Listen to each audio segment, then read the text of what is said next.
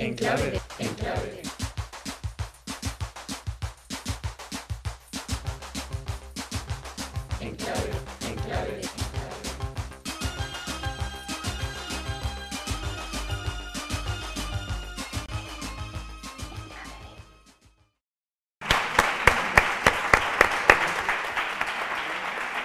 Seguimos aquí en Clave de Empleo, en la Facultad de Ciencias del Trabajo de la Universidad de Córdoba. Estábamos hablando de multitud de temas con respecto al paro, a la fiscalidad, a las grandes empresas, y teníamos ahora mismo el debate sobre, sobre la fiscalidad precisamente de estos grandes empresarios y bueno, si sería viable todo el debate que hay sobre realmente la justicia o la moralidad de que puedan evadir sus impuestos o que sencillamente, bueno, pues que puedan pagar más de lo que pagan para un Estado tan endeudado como es el caso español. Jorge. Bueno, yo era más, antes de la publicidad, quería contestarle una cosilla a Emilio, ¿no?, sobre lo de Estado autonómico, y yo puedo incluso compartir, ¿no?, que a lo mejor las autonomías son demasiadas y tienen demasiadas competencias, pero también creo que España tiene unas regiones tan diversas y tan complejas que a lo mejor quitar el Estado autonómico podría hacer el país totalmente ingobernable, ¿no? Y claro, eso supone un riesgo que no sé si se ha estudiado. Y luego, bueno, con el tema de qué hacemos, ¿no?, para solucionar el problema, que yo creo que al final es de lo que se trata, yo creo que precisamente lo que hay que hacer es una redistribución de la riqueza. Tenemos que intentar aspirar al pleno empleo. ¿Y cómo se aspira al pleno empleo? Pues bueno, a mi modo de ver, si redistribuimos la riqueza y tenemos más riqueza, podemos rebajar las jornadas laborales, a lo mejor a 4 o 5 horas diarias, y así aumentar que todo el mundo pudiera trabajar sin que esto tuviera que implicar que se redujeran los salarios.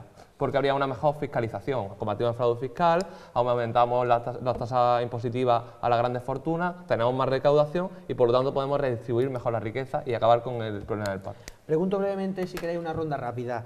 Entonces, ¿sería viable, útil, lógico, no sé cómo llamarlo, que tuviéramos una mayor fiscalidad contra esas grandes empresas, contra las grandes fortunas nacidas del seno empresarial? Si queréis una ronda rápida, si sería viable al menos, o tendría sentido. Evidentemente sí, e imponerlo, efectivamente. No permitir ningún tipo de fuga a esa empresa, porque efectivamente su fiscalización es vergonzosa respecto a la de las pymes.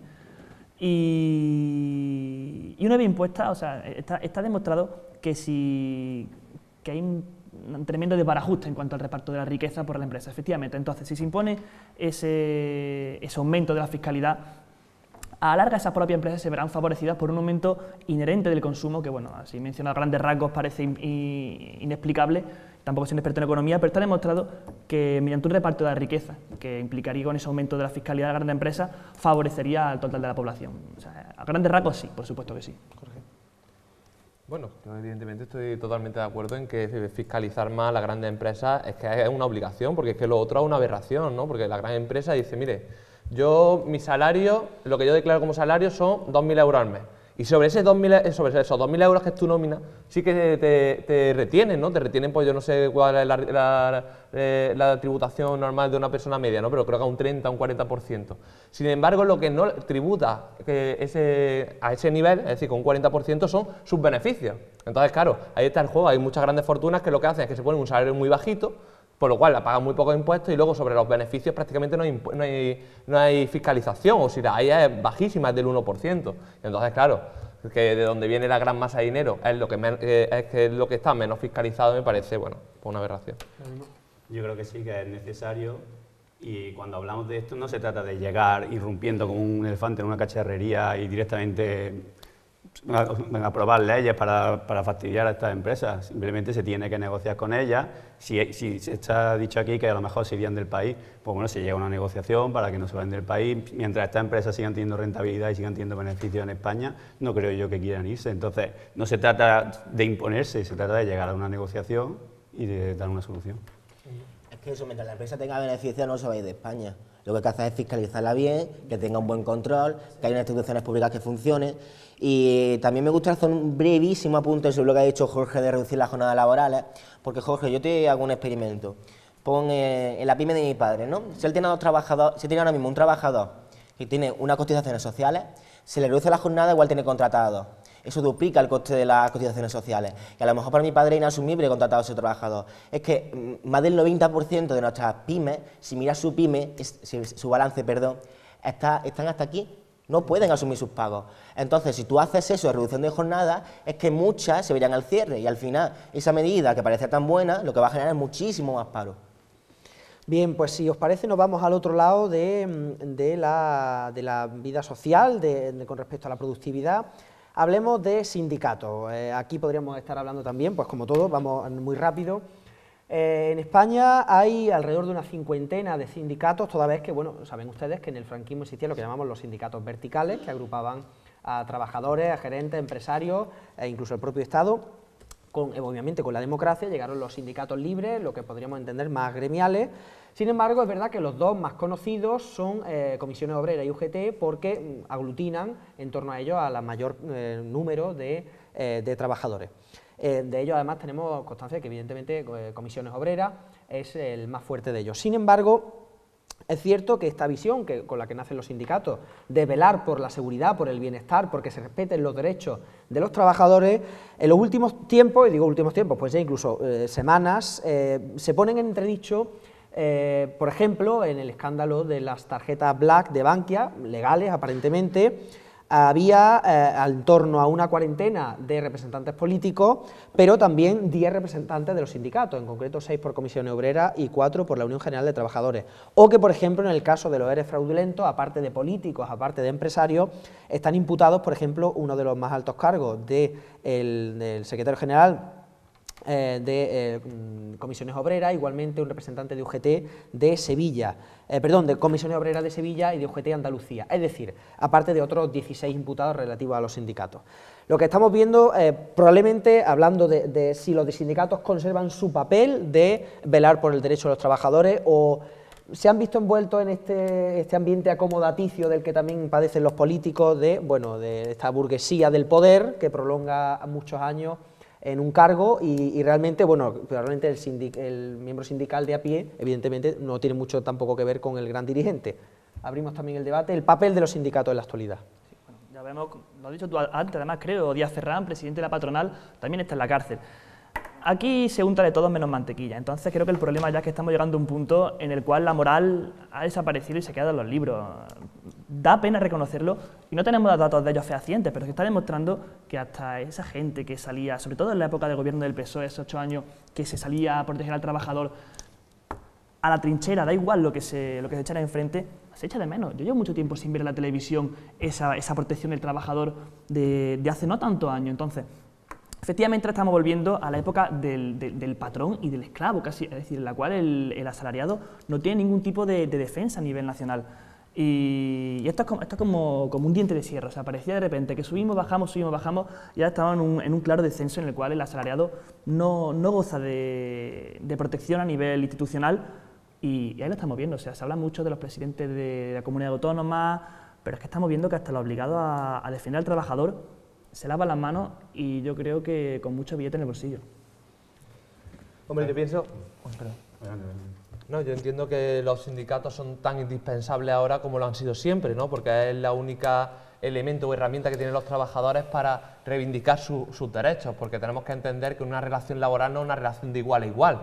Yo, cuando quiero exigirles mis derechos, si enfrente tengo al todopoderoso Amancio Ortega, evidentemente yo no tengo la capacidad de presión si voy yo solo que si voy con 1 millón de personas. Entonces, los sindicatos son importantes porque permiten tener elementos de presión efectivos de parte de los trabajadores para presionar a la patronal. Pero bueno, creo que existe un problema que hay que reconocer, que la regeneración que se está pidiendo ahora mismo en la política, ¿no? Ese cansancio con gente que a lo mejor lleva demasiado tiempo ya de forma continuada dedicándose a lo mismo, también lo estamos viendo en los sindicatos y también concretamente en los 2 grandes sindicatos. Y a mí me gustaría y agradecería que esa renovación que parece ser que está empezándose a dar ahora en la política española también se diera en el sindicalismo español. Pero, por ejemplo, aunque ahora sigas con ¿podemos entender que en el Consejo de Administración de un banco, de una caja, haya miembros de sindicatos, no como representantes, sino con su sueldo, con sus dietas? Digo, ¿tiene sentido? O a lo mejor, claro, es que en época si no había crisis no pasaba nada, pero... Ni sindicalistas, ni políticos, ni empresarios, ni nadie que no fuera un técnico independiente. Es que el problema que tenemos en España es que parece que hemos construido un régimen donde todo se controla por los grandes poderes, donde controlan todas las instituciones y todas las grandes cajas, y claro, al final eso se ha venido abajo. El problema de los sindicatos es que forman parte de ese régimen, y hasta que no se fiscalicen bien y se controlen bien, esto no tiene solución. Tiene que haber una ley de transparencia para que cada euro que recibe un sindicato, si es que recibe, que yo soy partidario de que se autofinancien, como los partidos políticos, Si reciben cada euro, ese euro tiene que estar en internet con una factura y todo tiene que ser público, porque ya está bien de aguantar a chorizos que tienen que proteger a los trabajadores y se han dedicado a irse de mariscada, a forrarse y a gastarse el dinero en cocaína y en otras cosas. Ya está bien, porque la gente está llegando a un punto en que se harta, y cuando la gente se harta, se vuelve antiinstitucional. Y eso tiene un problema que va en contra de la propia democracia. Y si la democracia no se protege a sí misma y no ponemos controles a los sindicatos y a todo este establishment que se ha construido, al final la hoguera se va a extender tanto que se va a arder todo el bosque.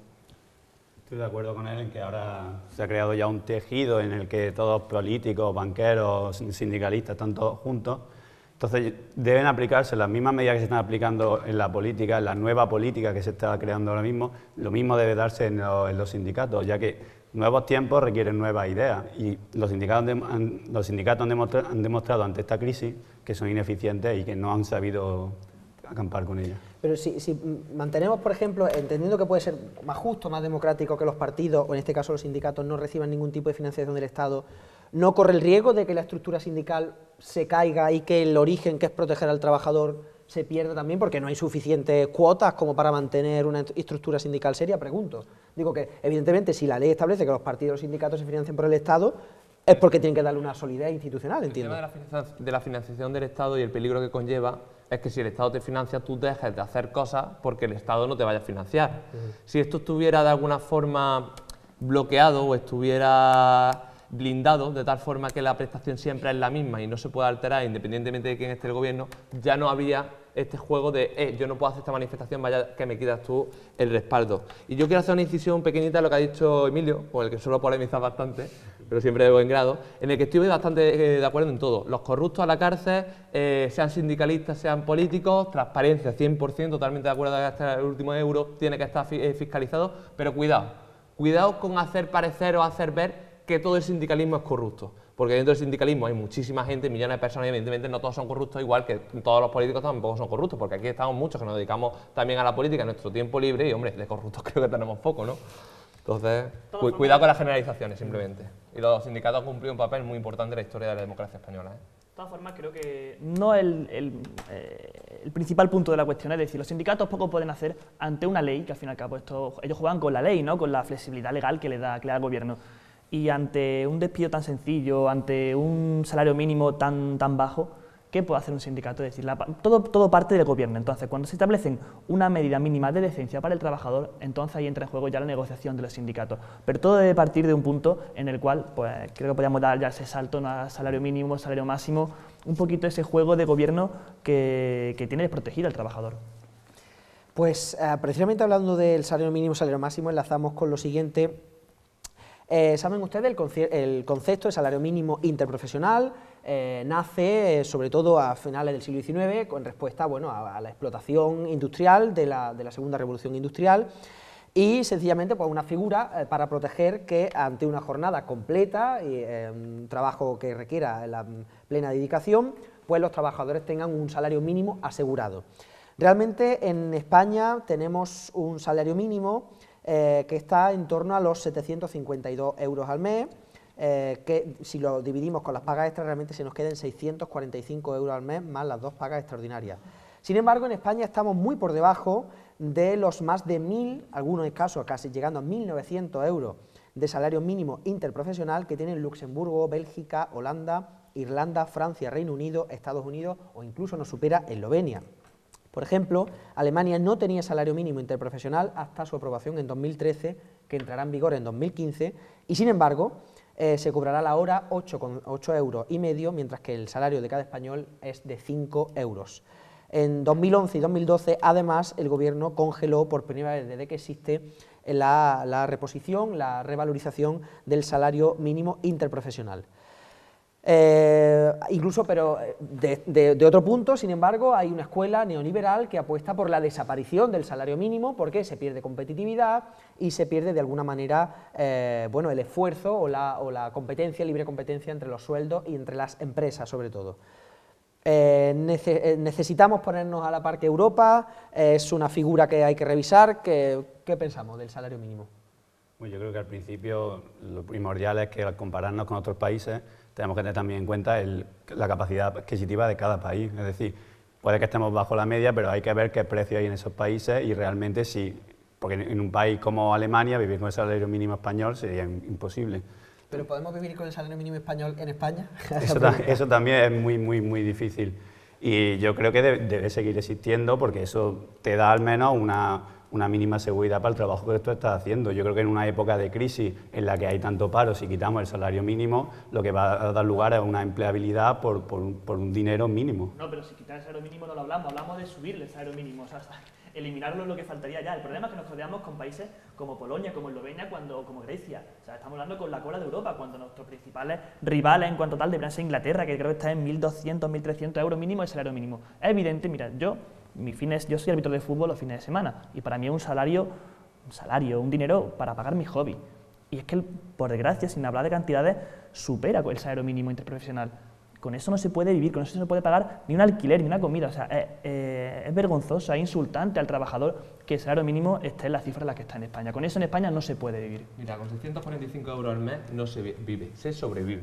Eso es lo primero. Luego hay una escuela neoliberal, como tú dices, que apuesta por la eliminación del salario mínimo profesional, que es la misma escuela neoliberal que apostaba pues, por no ponerle normas al liberalismo y que luego provocó la crisis de 2008, pero que también había creado la del 29. Entonces es una escuela bueno, que allí a donde va sembrando incendios. Y luego la propuesta que a mí me parece interesante sería, como sabemos que con 600 euros no se vive, se sobrevive cuando tienes 20 años, porque cuando tienes 30 o 40 y tienes 2 hijos, me cuentas tú cómo lo haces.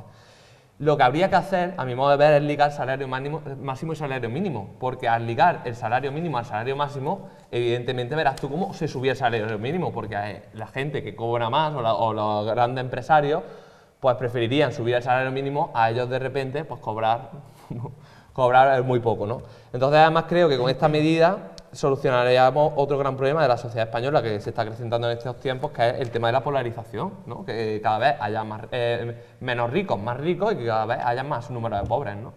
Pues eso, yo creo que con esta medida precisamente se atacaría ese problema. Hombre, yo quisiera decir que lo que ha dicho Jorge de esa escuela neoliberal, marca de incendio allá por donde va, hombre, me parece como todo, ¿no? También el comunismo ha creado muchos incendios, la socialdemocracia también lo ha creado, es decir, cada doctrina económica ha tenido sus errores y sus aciertos, entonces tampoco demonicemos a nadie. Pero si vamos ya a lo que estamos hablando del salario mínimo, no estoy por ponerle ese tope que se quería poner. En Suiza hubo un referéndum para que no se pueda cobrar 20 veces el salario mínimo interprofesional y el pueblo suizo, que es muy sabio, lo rechazó. Y yo creo porque el Estado no es nadie para decirle a nadie cuánto le puede pagar a un trabajador como máximo. Sí que tiene que haber un mínimo. Tiene que haber un mínimo porque hay que garantizarle a la gente una dignidad y una integridad. Y eso el Estado lo tiene que asegurar. ¿Cómo se asegura eso? Pues con un tope mayor que el que hay ahora, porque lo que no puede ser es que vivamos con 645 euros. Tiene que ser una cosa más razonable, también consultando a los empresarios, porque muchas empresas, insisto, están hasta aquí y a lo mejor no pueden asumir esos costes. Entonces quizás se pueda dar un tipo de ayuda, un tipo de suplemento por parte del Estado. Alguna fórmula tiene que haber, pero no se puede mantener este salario tan bajo que actualmente tenemos. Emilio, permite, ha dicho 20 veces, si no me equivoco, en Suiza se ha puesto una ley en la cual no se puede cobrar más de 12 veces el salario mínimo interprofesional, y creo que está aprobado eso. No estoy seguro ahora mismo si un dato... Sobre el salario máximo, que es donde estamos derivando, es una tendencia muy reciente. Sencillamente el salario máximo es una propuesta. Si el salario mínimo del país X es 1.000, vamos a poner, el salario máximo no debe sobrepasar X tanto por dos cuestiones. Primero, por una sostenibilidad de la economía del país y segundo, para poner de algún tipo de parapeto a las ambiciones de medidas de determinados empresarios. Es verdad que las propuestas siempre vienen por parte de los sindicatos o de alguna manera de la izquierda que pretende velar por el bienestar de los trabajadores. Por ejemplo, en España se ha propuesto, en concreto por Izquierda Unida, la aprobación de este salario máximo interprofesional vinculado al mínimo, donde hablaban, leo, que son unas 6 veces, es decir, unos 5.000 euros al mes, el salario mínimo interprofesional.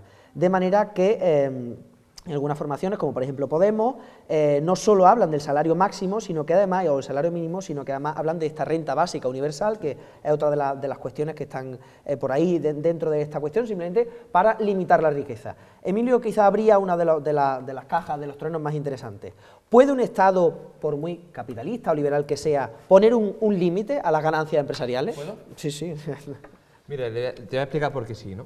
Si no limita el salario máximo, tienes al 0,1% de la población que gana lo mismo que 14 millones de personas. Esto es un problema. Esto crea problemas en la sociedad. Esto hace que haya gente que no tenga trabajo. Esto crea que haya gente que sea sumamente pobre. Esto además es indigno, porque es indigno que una persona pueda cobrar millones, como cobran, y si nos ponemos en caso de Bill Gates o de grandísimas fortunas, miles de millones, cuando tenemos continentes enteros que se mueren de hambre. Cuando tenemos gente que no tiene ningún tipo de acceso a los servicios públicos. Nada más que moralmente es indigno. Pero es que a nivel de viabilidad es totalmente inviable. Si tú no limitas lo que la gente puede ganar, no se redistribuye la riqueza y polarizas la sociedad. Tienes un pequeñísimo sector de la población que es muy, muy rico y un gran sector de la población que es muy, muy pobre. Por lo tanto, como esto es algo negativo, que además provoca violencia, lo que tienes que hacer es redistribuir la riqueza. Y para redistribuir la riqueza lo único que te queda es limitar lo que se puede ganar por arriba.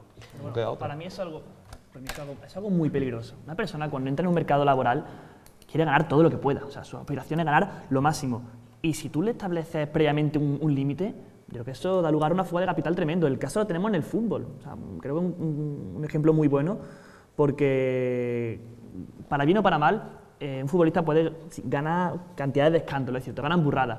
Pero sin embargo, la Liga Española es de las mejores ligas del mundo porque se permite que estén los mejores jugadores. Ahora mismo tú estableces un límite de lo que un jugador puede ganar, ese jugador se irá a otra liga en la que gane más. Y así eso mismo puede pasar en España. Si tú estableces un límite, esos grandes capitales se querrán marchar del país y yo creo que eso juega en contra de nuestro... ¿Y es sostenible la Liga Española? Bueno, Emilio. Sí. Hombre, Jorge, con tu razonamiento cayó el muro de Berlín y fracasó la Unión Soviética, ¿eh? Pues eso te lo quiero decir. ¿Por qué? Te explico por qué. Porque pongamos que hacemos eso de poner el máximo de 20 veces el salario mínimo interprofesional en España.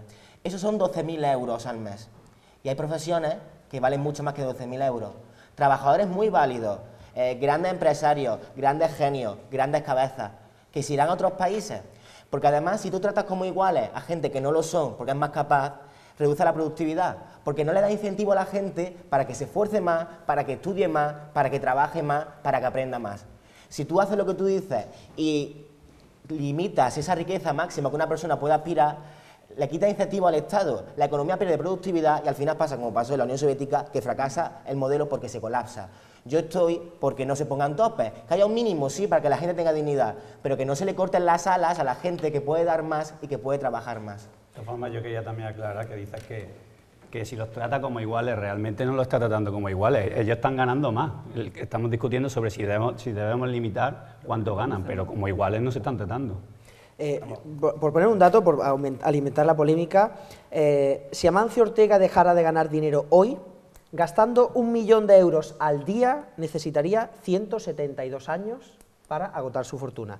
¿El trabajo de alguien puede valer tanto como para ganar 1 millón de euros al día? Mira, yo tengo una pregunta. Pregunto, ¿no? ¿pero Digo, qué hace? Si como empresario ha producido eso, ¿qué es lo que hace? ¿Se lo limita? Mira, yo voy a poner un ejemplo muy básico, ¿vale? Y lo primero hace un inciso. Yo no he sacado a la Unión Soviética y cuidado con huir a la Unión Soviética porque parece que no tenemos nada que decir de lo que está pasando aquí. Segundo dato. A mí me explicaron cuando yo era muy pequeñito que hacíamos una dinámica con... Exactamente, muchas gracias. Con un programa que era Valores en la sociedad actual. Y bueno, lo que nos decían era, imagínense que el mundo tiene, en este caso, 3 botellas, ¿no? Y cada uno, y hay 3 personas en el mundo, puede estar el siguiente marco. Cada uno tenemos una botella y todos podemos beber, o yo puedo acumular las 3 botellas y ellos se quedan sin beber. Actualmente el sistema actual, nuestro sistema, permite que una persona tenga las 3 botellas. Que sí, que a lo mejor yo le he ganado, que a lo mejor yo he trabajado más que ellos dos, pero es que ellos se mueren de hambre, ellos se mueren de sed. ¿Y cómo? Tenemos que garantizar lo mínimo, tenemos que garantizar la dignidad de las personas. Yo no puedo acumular toda la riqueza porque tiene consecuencias sobre el resto que me rodea, también sobre vosotros. Sí, un pequeño inciso, pero si a lo mejor esa persona le quita sus botellas, se cansa de producir botellas y al final no se producen botellas y la economía se colapsa, que es el problema que tiene el razonamiento que tú haces, que si tú le limitas a la gente lo que puede ganar o lo que puede producir, al final no lo producen porque no tienen incentivos y la economía se colapsa, que es el razonamiento que yo te he hecho sobre por qué eso pasó en la Unión Soviética, no que tú hayas dicho la Unión Soviética. Siempre que llega primavera, llega la lluvia. Avanzando sobre esto, se sirvió también como cierta polémica, incluso algún debate, el Universitario Español ha debatido sobre ello, la cuestión de la renta básica. Podemos, este partido emergente, ha establecido, no que lo quieran implementar, pero bueno, ha enseñado un poco la patita sobre tantear esto, porque hay algunos estados, si no me falla la memoria, algún estado escandinavo, que tiene esta renta básica, es decir, cualquier ciudadano de ese país, trabaje o no trabaje, tiene por el solo hecho de vivir en ese país una renta básica con el que mantenerse. Independientemente de que esto pueda ser una medida colapsable para el Estado, es decir, que un Estado pueda afrontar eso o no, porque no hemos venido a hablar de macroeconomía, quizá no es ese el debate, ¿es sano? ¿Hasta qué punto, pregunto, la subsidiariedad es una protección o es un fomento de perezosos? Está claro que primero hay que mirar en qué condiciones se aplica, ¿no? Lo segundo es que una persona que ya trabaja, ¿por qué le va a dar una renta? Yo entiendo que a alguien que no tenga posibilidades, que no tenga dinero, se le dé, pero una persona que ya está trabajando no entiendo por qué. Y otra cosa es, cuidado con compararnos con... ¿Has dicho países nórdicos o has dicho que se había...? Creo que hay algún país nórdico que la tenía... Sí, Finlandia, ¿no? Exacto, cuidado porque la mentalidad no es la misma. O sea, si nos comparásemos quizás con países del marco mediterráneo, que son una mentalidad más próxima, pero cuidado con hacer comparaciones con otros países que no tenemos la misma mentalidad. Efectivamente, estoy muy de acuerdo con eso. Es la medida estrella de Pablo Iglesias, la renta básica. Y suena muy bonito. ¿A quién le gustaría tener 600 euros por su cara bonita y cada vez que amanece por la mañana, oye, pues mira, tengo 600 euros en la banca ya para este mes para ir tirando? ¿Por qué no? Aún estoy esperando que nos explique cómo va a pagar todo eso. O sea, el otro día, sin mencionar otras cadenas, una periodista creo que le metió un par de tortas bien dadas y aún estamos esperando que nos explique de dónde va a sacar. Él habla de su famoso impuesto a grandes fortunas, tal y cual, y está demostrado que no cubre ni un 20% únicamente con esos 600 euros mensuales. Y lo que ha dicho Arajero es muy interesante porque no se puede comparar España con otros países, con Finlandia, con Alemania. Aquí, por gracia, se mostró en la época de Zapatero, con el subsidio de desempleo que creo que rozaba los 400 euros.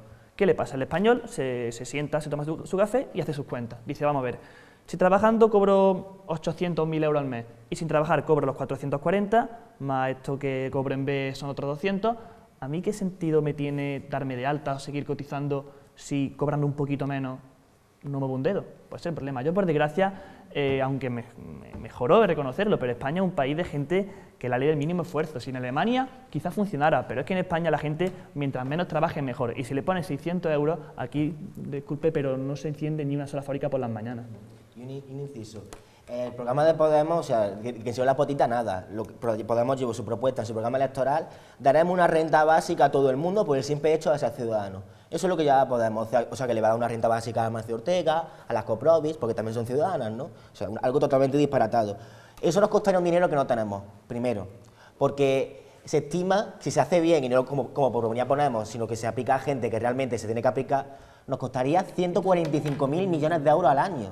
¿De dónde vamos a sacar el dinero? Es que no tenemos dinero para eso. Pero aunque lo tuviésemos y aunque le diésemos una renta a todo el mundo, es que no serviría para nada. Porque cuando tú metes tanto dinero en la economía, ¿qué pasa en la economía? Que sube la inflación, suben los precios. Y al final el Estado se ha endeudado muchísimo para que ese dinero que se da a la gente no valga nada, porque los precios van a subir tanto que esos 600 euros no van a ser nada. Así que me parece que antes de proponer esas propuestas la gente debería estudiar un poquito de economía. Sí, pero si estudias economía, Emilio, deberías saber que ahora mismo no estamos en un riesgo de inflación, sino de deflación, y mientras que sí existen medidas para combatir la inflación, no existen medidas para combatir la deflación. Por lo tanto, que hubiera ahora mismo un poquito de inflación sería positivo para nuestro sistema. Pues, no, claro, pero esa cuestión se te olvida. Es que el riesgo de deflación es mucho más grave que el riesgo de inflación, porque para la inflación existen medidas para combatirla. Sí. Y aparte, yo no estoy de acuerdo, pero hombre, si vamos a hablar de economía, vamos a hablar con propiedad. Pero de todas maneras... Yo lo que intentaba es que no centráramos el debate de la macroeconomía. Pero yo bueno, no voy a defender el programa de Pablo Iglesias, que ya sé que a Emilio no le gusta. Pero porque a mí tampoco me gusta el de todo. Es decir, yo entiendo que, por ejemplo, a los derechos humanos dice que todo el mundo tiene que tener derecho al trabajo, que todo el mundo tiene que tener derecho a vestirse, te debe de tener derecho a casa, y una renta básica universal te permite que esos derechos se puedan desarrollar. Porque si yo no tengo una economía para desarrollar mis derechos, esos derechos no existen. Pero a mí no me gusta la renta básica porque no te exige nada, y eso es cierto. Entonces yo apuesto por el pleno empleo, que era lo que yo defendía al principio, que sería bajar las jornadas laborales con la redistribución de la riqueza que hemos tenido de poner un tope en el salario máximo y de aumentar la fiscalidad y combatir el fraude fiscal. Por lo tanto, a tu padre, que tendría que contratar a otra persona, seguramente el Estado le daría unas ayudas para que no se viera inmerso en la ruina. Entonces sería totalmente viable, entre otras cosas, porque tenemos suficiente trabajo, lo único que se trabaja muchísimo, vamos a reducir las jornadas laborales, redistribuimos la riqueza y todos vivimos mucho mejor. Pero más allá de que en Finlandia hace frío o hay 8 millones de habitantes en vez de 47 millones, ¿por qué no funcionaría en España? O sea, ¿por qué no se abrirían las empresas en España? ¿Por qué? Pregunto. Primero, porque los términos que se plantean no son los correctos. Es decir, la renta, yo estoy a favor de la renta mínima de inserción, que eso es muy diferente a la renta básica. Porque una renta mínima de inserción es cuando hay una situación especial en un país, como el caso de España, donde hay millones de familias que actualmente no tienen ingresos. Y el Estado no puede dejar que esas familias estén en la miseria. Entonces, en un momento de excepcionalidad, sí se podría aplicar esa medida. Pero el problema que hay con hacer eso a largo plazo, que sea con la renta básica y de un modo generalizado, como proponía Pablo Iglesias, es que otra vez desincentivamos la producción, porque la gente dice, ¿para qué voy a trabajar si el Estado me da una paguita? Paguitas para todos. Y luego también tiene una cosa, que eso produce un efecto llamada a la inmigración tremendo. ¿De dónde vamos a sacar los recursos para pagarle la renta a todos los inmigrantes que vengan? Porque en Reino Unido tienen un problema tremendo ahora, de hecho sale un artículo en El País, con rumanos que llegan masivamente a cobrar las prestaciones sociales y están colapsando el sistema. Entonces, cuidado con lo que proponemos, cómo lo proponemos y de qué forma. Sin embargo, la educación o la sanidad en España son universales, bueno, y tampoco es que tengamos una invasión por tierra, mar y aire, pregunto, quiero decir que realmente, más allá de ese miedo social, quizás yo hacía más, o sea, qué lástima que los españoles no tengamos, o en una mayoría no tengamos esa iniciativa de decir, bueno, me dan una renta para protegerme, pero yo me levanto todos los días a trabajar y levantar mi país. Quiero decir, es la contradicción. Si la renta básica universal fuera 3.000 euros al mes, ¿quién iba a ir a trabajar? Nadie, hombre. Pero si es que hemos dejado claro que con 600 euros al mes uno no vive, uno sobrevive. Y si tiene hijos, yo creo que ni eso. Por lo tanto, nadie se va a quedar en su casa con 600 euros. Si hay yo trabajando, seguro. Si yo trabajando me dan 600 euros allí, más si me viven 600, son 1.200. ¿Yo qué prefiero vivir? ¿Con 600 euros míseramente o con 1.200 euros con un poquito de dignidad? Y además, el efecto de la economía sería muy positivo. Que ya digo, no es la medida que yo defiendo, pero positivo sería. ¿Por qué? Porque ahora mismo tú le vas a la gran empresa, a tu padre, por ejemplo, Emilio, y pregúntale, te dice, oye, ¿tu problema qué es? ¿Que le tienes que pagar mucho al trabajador? ¿Tu problema es que las condiciones que tienes son muy malas? ¿O tu problema es que la gente no compra, no hay consumo? Y te dice, mira, la gente no me compra, me lo dice mi panadero, me lo dice la costurera que vive al lado de mi casa, es que no hay gente que entre, no viene. Si yo doy a la gente una renta básica, la gente no viene porque no tiene capacidad adquisitiva, porque está en paro. Si yo le doy a la gente una renta básica universal, lo que le estoy dando es capacidad de adquisición.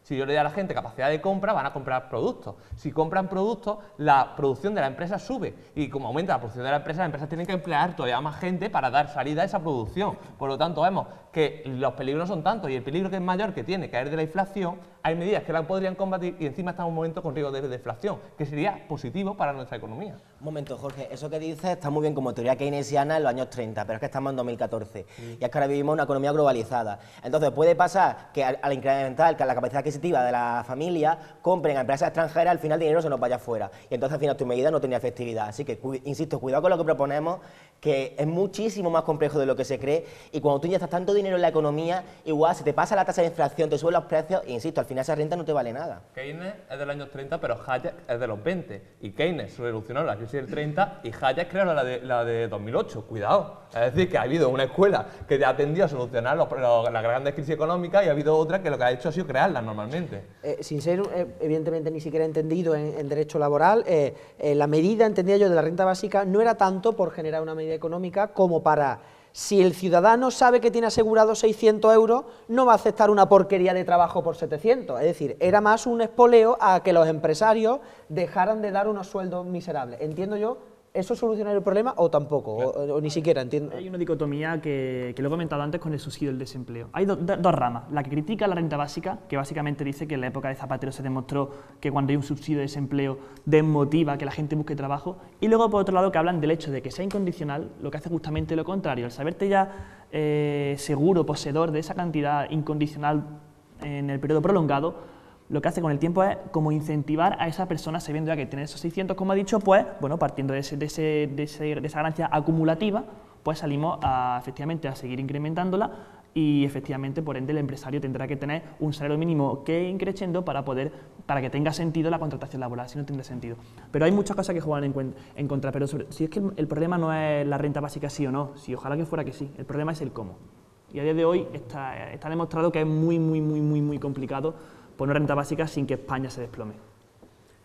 A mí, si podemos seguir en el tema, a mí el principal defecto que le veo a la renta básica es que no es una medida productiva. No, en primer lugar, la propia medida en sí no produce, tiene que ser la consecuencia de la medida, que la gente tenga más capacidad adquisitiva y tal. El pleno empleo, sin embargo, todo el mundo se vuelve un elemento productivo de la sociedad. Y encima podemos, bueno, pues mejorar nuestro país, que tiene muchas áreas donde a lo mejor se podría desarrollar. Tenemos muchísimo patrimonio que no está excavado, tenemos una gran dependencia energética y sin embargo tenemos una potencialidad energética bestial, podríamos crear campos solares, podríamos crear campos eólicos y serían a lo mejor terrenos estratégicos que nos permitirían una cosa que España no tiene nunca, industria. España ha sido un país siempre con un gran problema de industrialización. Y a lo mejor el tener 5 millones de personas paradas no hay que verlo como una debilidad, sino como una potencialidad, como 5 millones de personas que te pueden industrializar el país. Y a lo mejor por eso me gusta más a mí la medida de pleno empleo que la de renta básica. Pues con estas últimas ideas nos vamos otros breves instantes a publicidad y enseguida volvemos aquí en la Facultad de Ciencias del Trabajo de la Universidad de Córdoba en clave de empleo. En clave de